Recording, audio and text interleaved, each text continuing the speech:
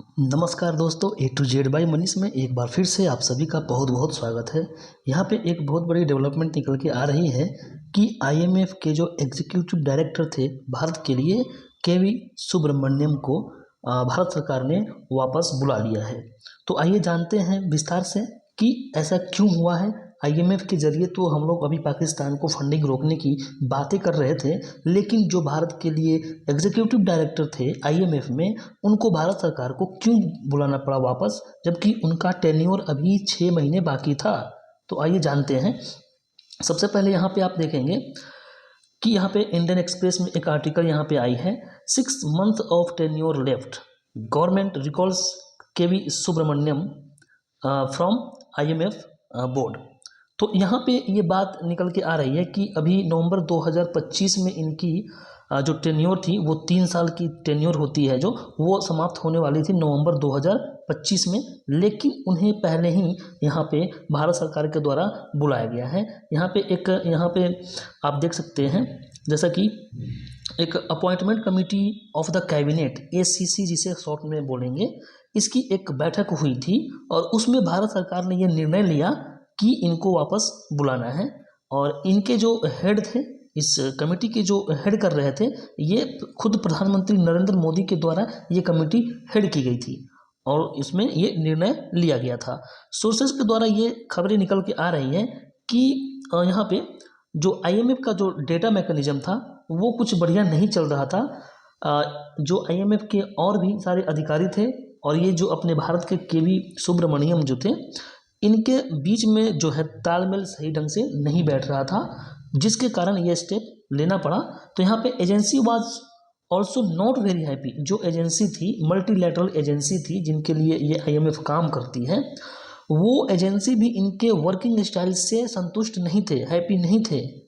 और उन्होंने प्रधानमंत्री से गुहार लगाई थी, भारत सरकार से गुहार लगाई थी कि इन्हें आप वापस बुला लो, और भारत सरकार ने इन्हें मान भी लिया और उन्हें 6 महीने पहले वापस बुला लिया गया है।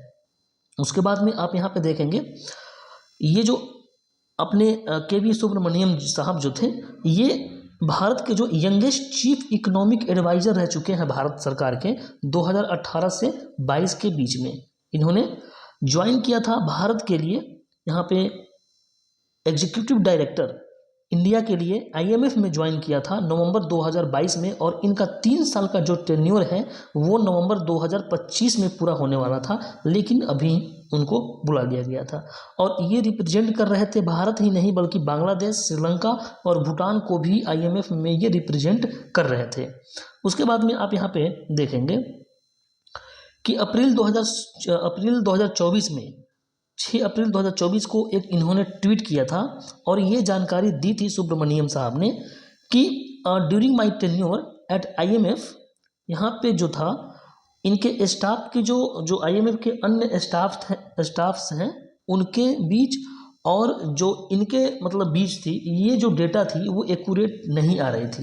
मतलब इनका एस्टिमेशन कुछ अलग हो रहा था और उन लोगों का एस्टिमेशन कुछ अलग हो रहा था। इन्होंने यहाँ पे आप देख सकते हैं क्या बोला है कि इंडिया का जो ग्रोथ रेट था वो ग्रेटर देन 7% था, लेकिन वहाँ पे जो ये आईएमएफ के अन्य स्टाफ जो थे उन्होंने इसे 7% से कम बताया था। यहाँ पे ये इन्होंने जानकारी दी है।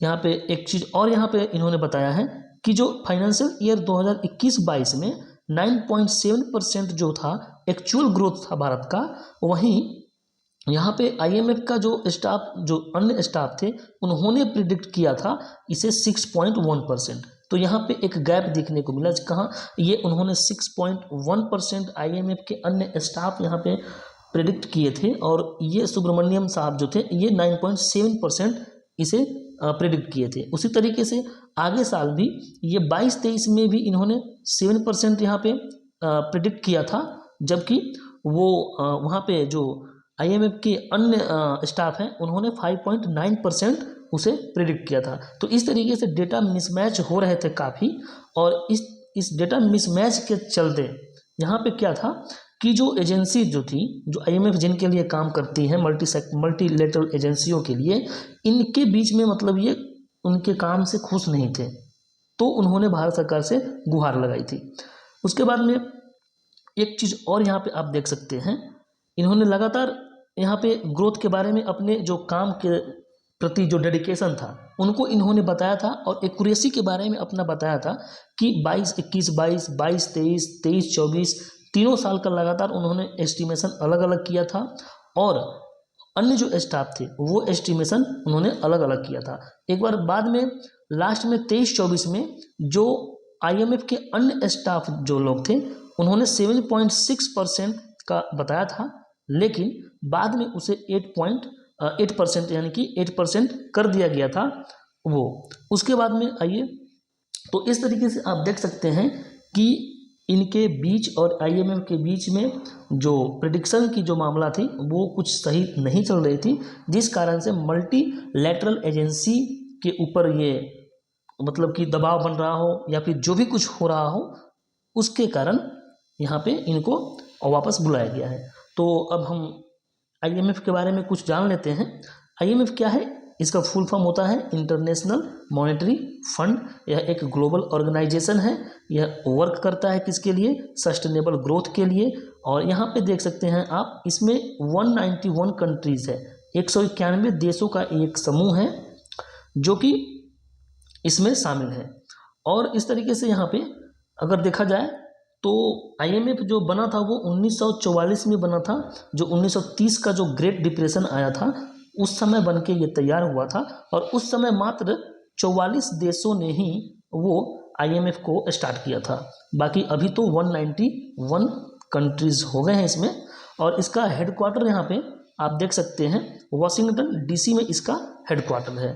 तो अब आपको कमेंट में ये बताना है कि IMF के अभी चीफ कौन है, IMF के चीफ कौन है, ये आपको कमेंट में बताना है।